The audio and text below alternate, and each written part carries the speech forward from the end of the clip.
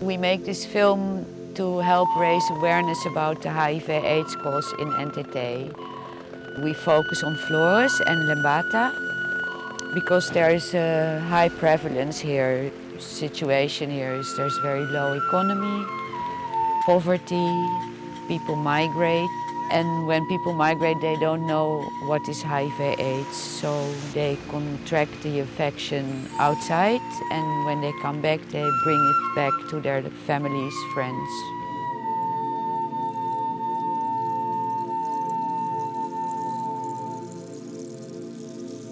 Kasus pertama HIV di NTT tahun 97 ketika seorang warga Flores Timur pulang dari Malaysia bekerja. Kemudian setelah itu ternyata HIV tidak berhenti dan menyebar di mana-mana. Saya juga kaget pertama kali mendapatkan ada kasus HIV. Seorang guide datang ke sini tidak sadar. Akhirnya kami curigai HIV karena ada perilaku berisiko. Kemudian kita tes, kita kirim ke Denpasar dan positif.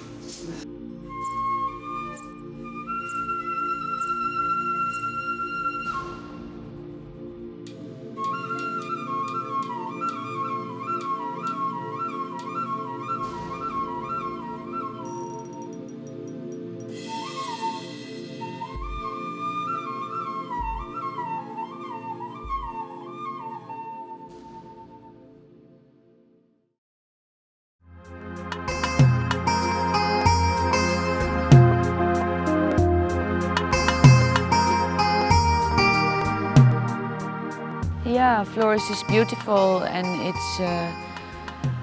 it's a big island. There's about 1.8 million people living here, and it's a huge island, so it's not densely populated.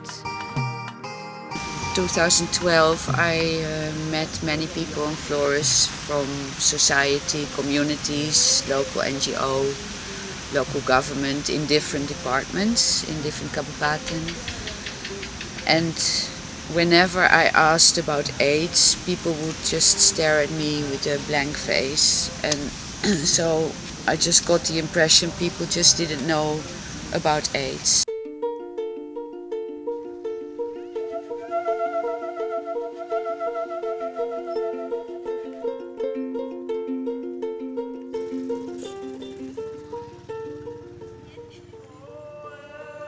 Akhir Mei 2008, istri saya mulai sakit. Kami bolak-balik ke rumah sakit selama sebulan. Keluar masuk rumah sakit, pakai obat kampung ke rumah sakit. Di Malaysia. Tetapi tidak ada kepastian sakitnya dari istri saya. Hanya dokter yang di rumah sakit, waktu itu saya masih ingat dokter bilang, istri kamu kekurangan zat besi. Dan kemungkinan ada TBC-nya. Tapi istri saya itu kurus. Saya punya bayangan untuk istri saya itu HIV tidak ada memang. Karena memang informasi tentang HIV saya tidak ada. Saya tidak tahu. Saya tidak tahu informasi seperti apa. Karena waktu saya berangkat dari kampung, saya tahu bahwa HIV itu penyakit yang mematikan dan tidak ada obatnya. Itu saya tahu.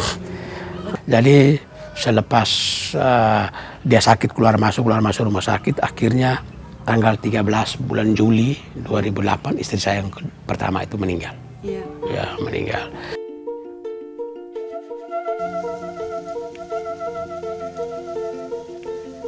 HIV/AIDS is taboo. People in the village don't speak about it. So we want to talk to people who have status HIV+, because they are the people who can also support the spreading, because they know how to stop it. Selamat. Silakan.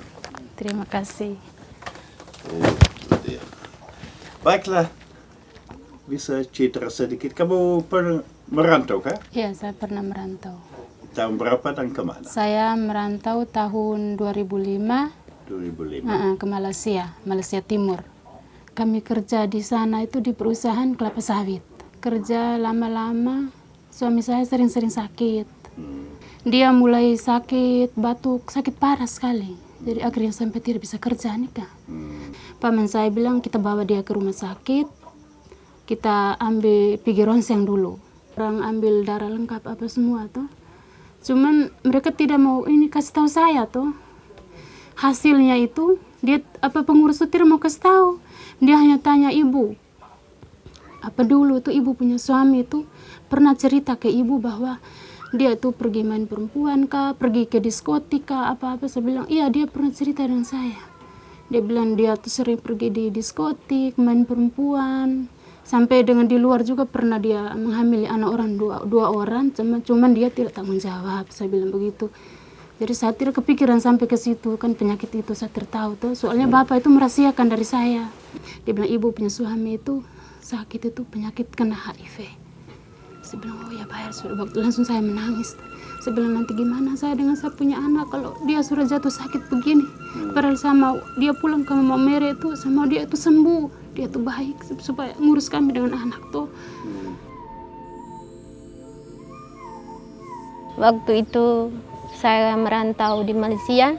Saya berjodoh dengan suami orang Lembata, Kedang. Waktu itu suami saya sakit. Setelah menikah mau jalin 3 tahun, suami saya sakit parah, badannya kurus kering. Akhirnya tidak bisa jalan, akhirnya saya berusaha untuk bawa dia pulang ke Lembata. Di rumah sakit Lembata, saya tidak tahu penyakit apa yang suami saya derita. Akhirnya habis di rumah sakit, kami pulang ke kampung. Keluarga dari suami menyembunyikan penyakit suami saya. Setelah dia meninggal, lama-kelamaan saya memaksa keluarganya. Saya bilang suami saya itu penyakitnya apa. Kamu mesti kasih tahu supaya saya juga bisa tahu tentang penyakit itu. Akhirnya mereka bilang dia terinfeksi HIV. Walaupun pertama kali dengar tentang penyakit itu, saya amat tertekan. Pikiran bahwa penyakit itu kan tidak menyangka kena di diri saya.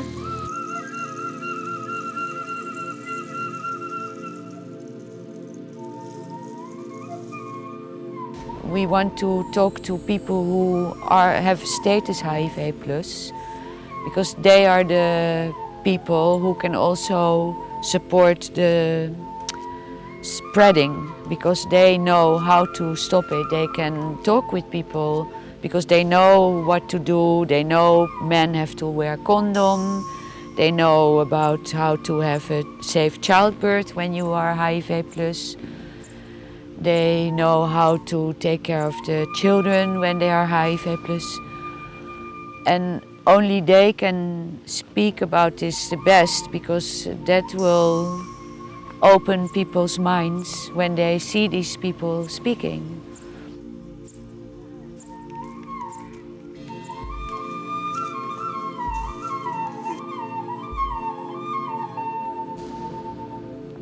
Halo. Oh, baik-baik, Bu. Baik. Iya. Silakan duduk. Terima kasih.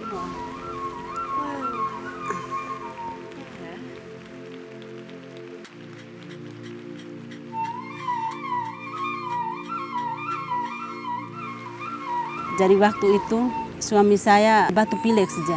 Saya tidak berpikiran bahwa suami saya di dalamnya sudah ada HIV/AIDS. Saking sayangnya keluarga saya itu, ke saya ditarik pulang dan saya jangan menikah lagi dengan suami saya itu. Habis itu kami dua dipisahkan dan saya kembali ke Maumere di rumah kontrakan saya, dan suami saya tetap di Palue bersama keluarganya.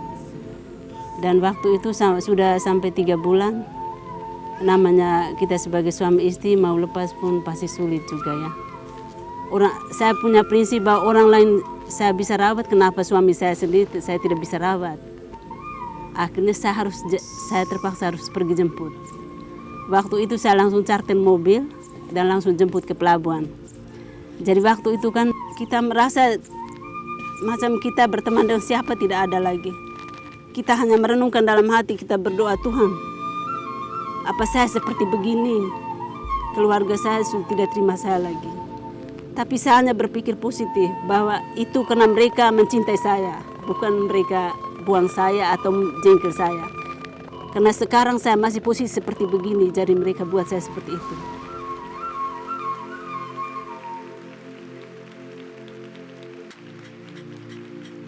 Setelah pulang dari rumah sakit, keluarga itu memperlakukan kami mulai tidak baik toh. Karena suami saya dengan TB tuh, mereka takut. Jadi piring dia punya lain, makan juga lain. Habis saya punya anak itu, mereka tidak kasih makan kami. Jadi kami itu, anak saya lapar. Mau makan itu periuk untuk masak kasih anak saya itu disembunyikan. Jadi anak saya dua-duanya lapar. Saya mau masak pakai apa? Saya hanya duduk diam saja. Saya telepon saya punya adik itu yang kerja di Kota Sandakan. Saya bilang, adik, kamu tolong kirim uang. Kamu kumpulkan uang banyak-banyak, kamu kirim supaya kami bisa pulang kampung. Dan kami bisa beli makan apa, karena di sini mereka tidak kasih kami makan. Kalau adik mereka tidak usaha, kami mati kelaparan di sini. Saya punya virus di dalam diri saya. Apakah itu saya dipandang masyarakat bahwa saya berasal dari perempuan yang dari WTS atau perempuan yang tidak setia dengan pasangan? Itu yang menyebabkan kami yang punya virus di dalam badan ini merasa bahwa begitu menjijikkan kami.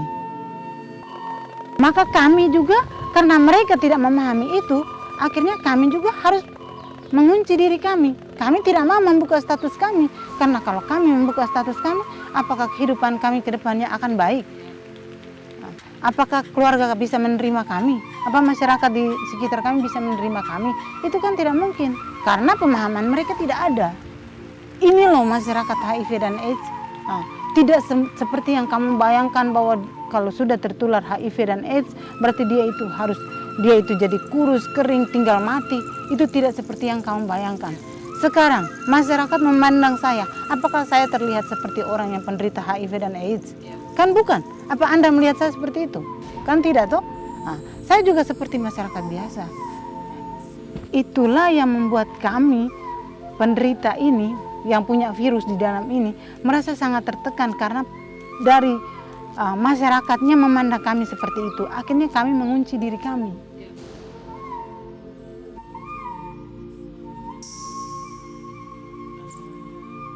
Really important role of the religious leaders, Muslim, Catholic, Christian, because they have contact with so many people in their communities, so they can support knowledge sharing about HIV/AIDS and about stopping the discrimination, stigma. Selama ini kami bekerja pada tataran pemeriksaan VCT di rumah sakit yang hanya ada di kabupaten, di ibu kota, itu dilaporkan ke tingkat atas, provinsi bahkan sampai di Jakarta. Sebenarnya yang paling berperan penting untuk mengatasi epidemi ini adalah rakyat yang ada di pedesaan. Dan mereka seharusnya mendapat informasi cukup dari hasil VCT di rumah sakit. Itu harus dirujuk kepada dokter-dokter puskesmas. Dokter puskesmas harus merujuknya kepada perawat-perawat atau bidan-bidan di desa. Baru dari ibu-ibu bidan di desa itu diinformasikan kepada masyarakat yang di desa. Kepala desa, ibu penggerak PKK desa, ibu-ibu kader kesehatan desa, kelompok-kelompok remaja di desa, ada Karang Taruna, ada guru-guru, ada tokoh agama, pastor, pendeta. Karena mereka sebenarnya orang-orang yang paling akrab, ya, paling friendship. Mereka bergaul setiap hari. Dan Yesus mencintai tiap-tiap kita apa adanya. Dan apa saja kita buat, Yesus tetap mengasihi kita. Di samping obat yang ditelan secara teratur, yang sama penting itu dukungan psikososial. Dan pengalaman kami di sini, semua teman yang meninggal itu karena putus asa, karena depresi, karena stres. Over the years, I've met quite a lot of people living with HIV, and I've heard their personal stories. And the main message is they suffer of stigma, discrimination. They cannot lead a normal life. And the people who are diagnosed with HIV, they often move to Maumere because here there's a big support group, over 400 people. Penyakit ini memang mematikan. Hanya bila mana kita penderita saling setia kepada pasangan, tidak menular kepada yang lain, itu lebih baik. Membagi pengalaman itu merupakan hal yang sangat mulia di mata kita. Bagus. Saya merasa terasing dan saya sangat malu. Tapi setelah saya ikut KDS, saya menemukan hidup baru. Dari situ saya bisa mempelajari semua ilmu. Di situ juga ada sharing, saling bertukar pengalaman antara sesama Oda.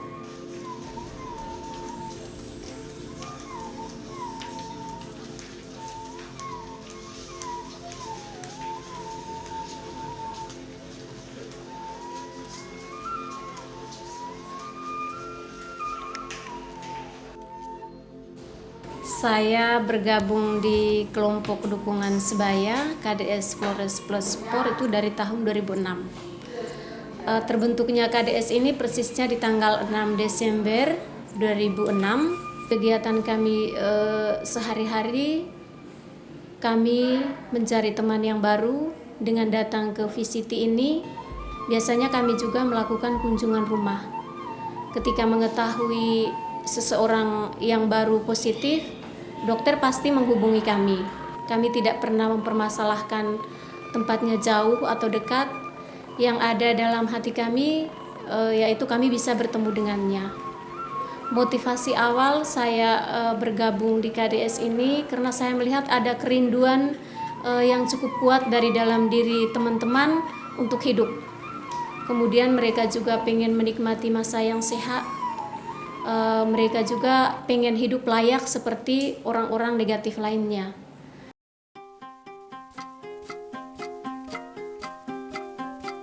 Harapan saya mereka jangan dijauhi lah, tetapi diberikan pelayanan. Karena mereka tahu satu saat akan sehat seperti saya. Ya, di saat sakit paling tidak kita takut untuk melayani. Tetapi sebagai manusia, saya manusia, jangan jauh mereka lah. Paling tidak bahwa masyarakat bisa menerima kami. Ya, paling tidak intinya masyarakat bisa menerima kehadiran kami. Saya pesan kepada teman-teman lain, kalau merantau keluar dari Flores ini, hati-hati pergaulan. Soalnya di sana itu pergaulan mudah. Kau tidak mau dikasih dengan uang supaya kita ikut. Biarpun kau tidak punya uang, dikasih dengan uang. Semua kemudahan dikasih. Itu seperti saya tadi, karena ada bos-bosnya suruh kawal, semuanya ditanggung beres. Dari situlah saya mulai terjebak di situ. Saya mengajak saudara-saudara saya yang sudah mengalami sakit, mengalami kena penyakit HIV/AIDS, untuk mengajak kita semua, mulailah kita untuk hidup dengan pola, dengan kita minum obat kita teratur. Saya juga mengajak saudara-saudara, bapak-bapak, ibu-ibu yang saudara anak-anak muda yang di luar sana, mari jangan terlalu hidup bebas Kan hidup bebas itu dapat kita merusak diri, merusak masa depan kita semua. Buat teman-teman yang pergi ke Sabah, bagi bapak-bapak yang pergi ke Sabah, tolong jangan terlalu, misalnya pergaulan itu boleh tapi jangan terlalu bebas, karena sekarang penyakit ini kan makin menyebar luas. Kalau mau pergi merantau, tolong bawa istri dengan anak, istri itu tetap dibawa supaya jaga tuh, jangan sampai bapak pergi jajan sana sini baru bapak kena penyakit ini, datang bapak tular lagi ke istri begitu. Untuk anak-anak SD, anak-anak remaja boleh bergaulan tapi ada batasnya. Dan harapan saya untuk kedepannya, saya berdoa kepada Tuhan supaya pemerintah bisa mengusahakan obat yang bisa menyembuhkan virus kami ini, supaya kami tuh minum obat tuh stop sampai di sini. Jadi HIV itu cukup untuk kami. Jangan sampai anak-anak muda yang akan datang lagi itu mereka juga seperti kami.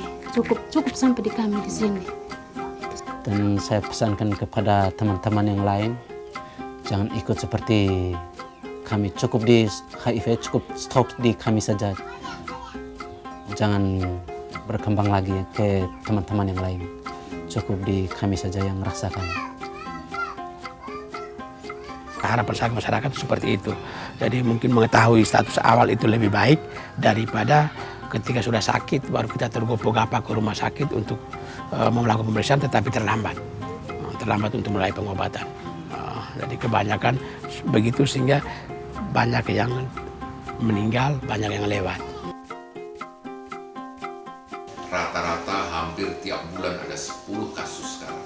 Bahkan untuk bulan ini ada 13 kasus. Ini hanya kasus yang melakukan tes. Kita tidak tahu lagi berapa yang tidak melakukan tes. Dan kebanyakan yang melakukan tes itu yang diketahui akhirnya AIDS, stadium lanjut.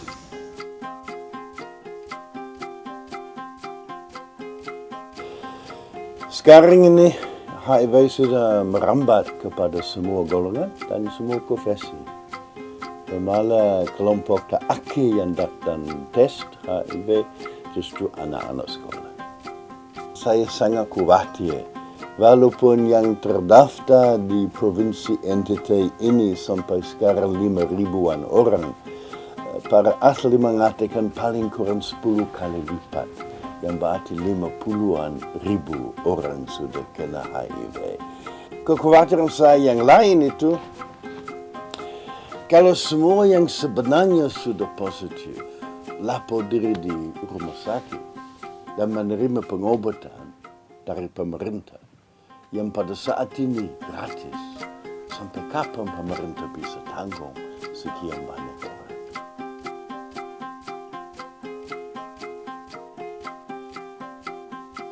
In 2012, when my friend Ondine came from Africa, she said Flores is like Africa 20 or 30 years ago regarding awareness. So she actually literally said Flores is still in the dark ages. Yeah. And Papua is known as the hotspot for AIDS in Indonesia, but NTT can be the next. Wakil Bupati Lembata describes the HIV/AIDS situation on Lembata as a bom waktu, time bomb, because it's like an explosive situation, so it needs like real intervention, serious intervention from many stakeholders collaborating on this. Yeah.